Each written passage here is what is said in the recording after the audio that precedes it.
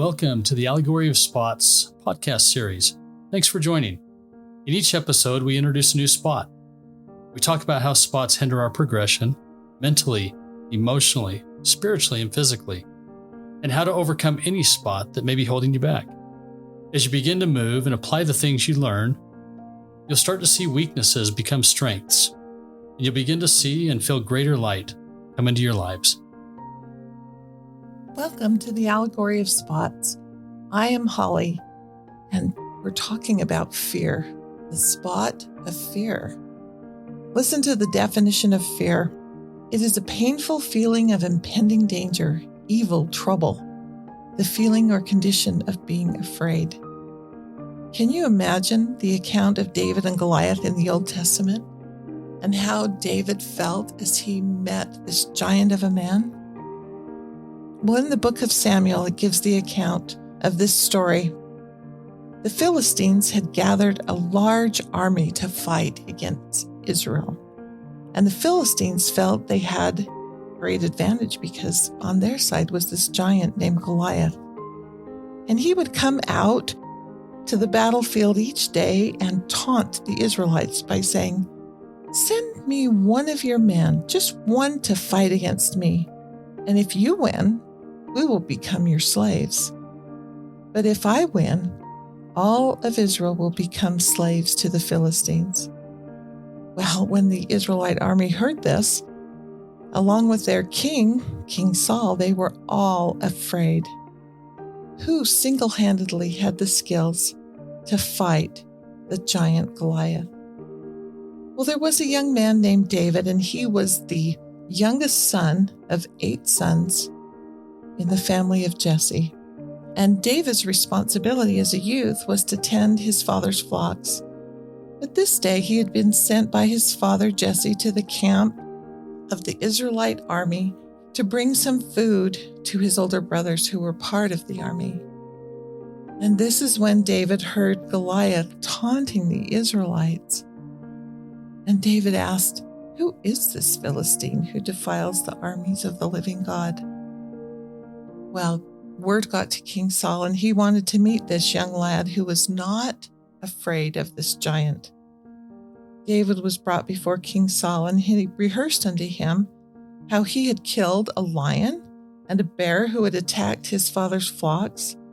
And David said, "I am not afraid. The Lord will deliver me from this giant, because he delivered me out of the paw of a lion and a bear.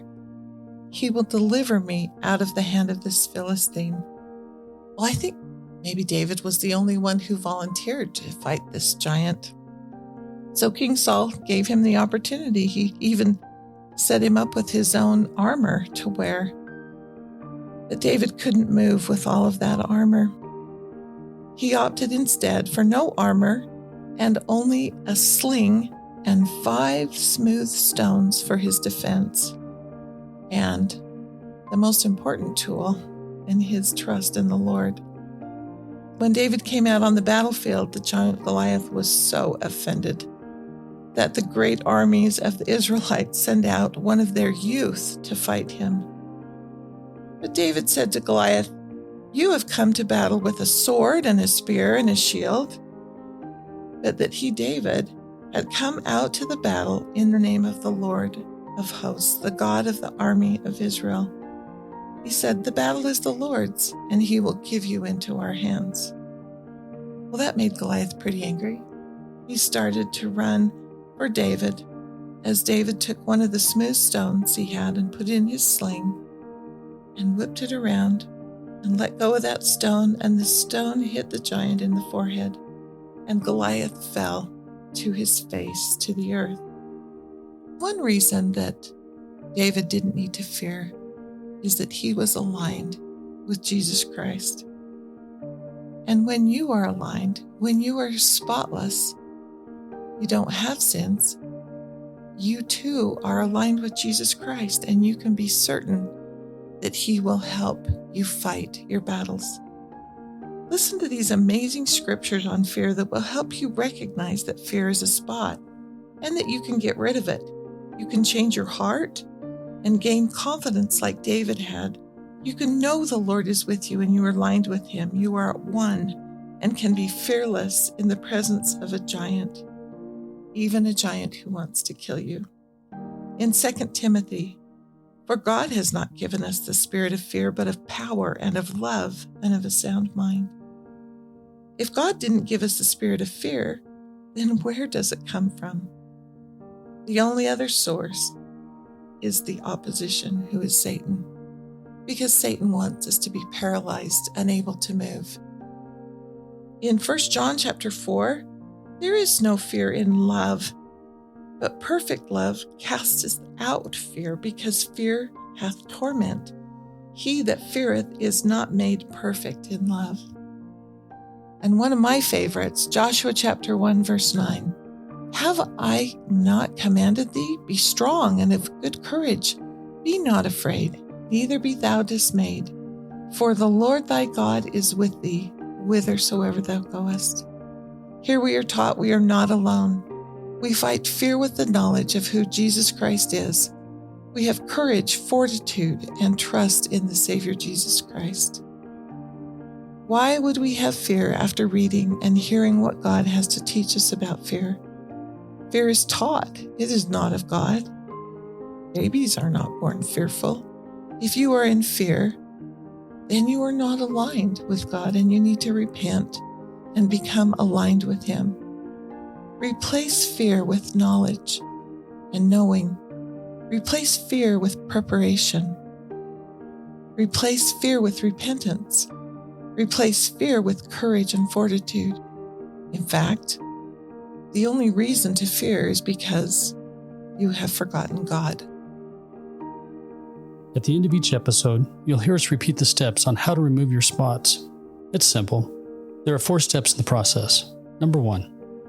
Start by making a comprehensive list of all the things in your life that you need to get rid of, or repent of, or even be healed from.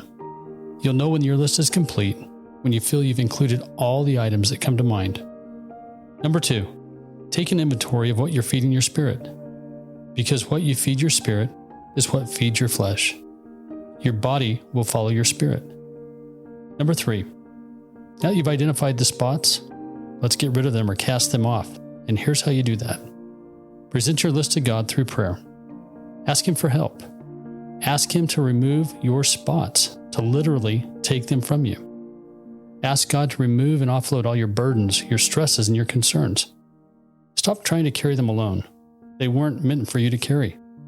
And number 4, once you've finished steps 1 through 3, it's time to start the process again. Only this time, dig a little deeper into your soul, searching out even the smallest of spots you might have overlooked or not even recognized. Ask God to reveal them. He has a way of bringing them to the surface. And finally, continue these steps until you've completely cleansed yourselves of any and all spots. Then move forward day by day, using the atonement of Jesus Christ to keep yourself unspotted.